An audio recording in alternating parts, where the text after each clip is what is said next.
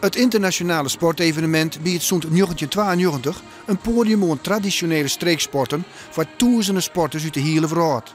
Zij hier een delegatie van 4 jeppers uit Friesland en Noord-Holland in 2008 nog een soort succes toen het evenement in Korea houden was.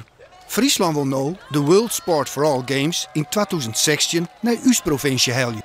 Oud-bondscoach Guus Hiddink is vregen als Fries ambassadeur om zijn internationale sportcontacten aan te spreken om dat te realiseren. Ik zit alleen maar wel voorstellingen te maken hoe Koreanen of Indonesiërs in Friesland over die sloten gaan komen in die stokken. Dat lijkt me fantastisch. En hoe Friese de kung fu-stijl fighting zouden kunnen doen. Dat lijkt me wel leuk allemaal, die combinaties. Maar ik weet niet of als ik van invloed kan zijn, wil ik graag helpen, ja. Maar hoe groot is de kans dat Friesland zo'n internationaal evenement tawiest krijgt met grote concurrenten als Indonesië? Het is heel reëel dat Friesland dit evenement tawezen krijgt.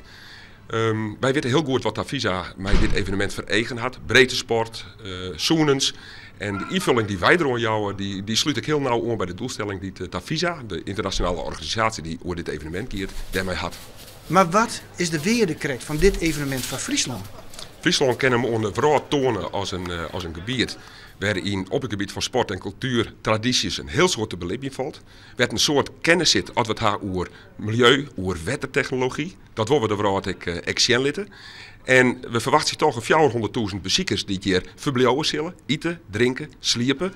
En alleen nog daarmee al verzinnen het evenement meer als dubbel weer op. Fries ambassadeur Guus Hiddink is er in alle gevallen klaar voor. Dit wordt een boppenslag.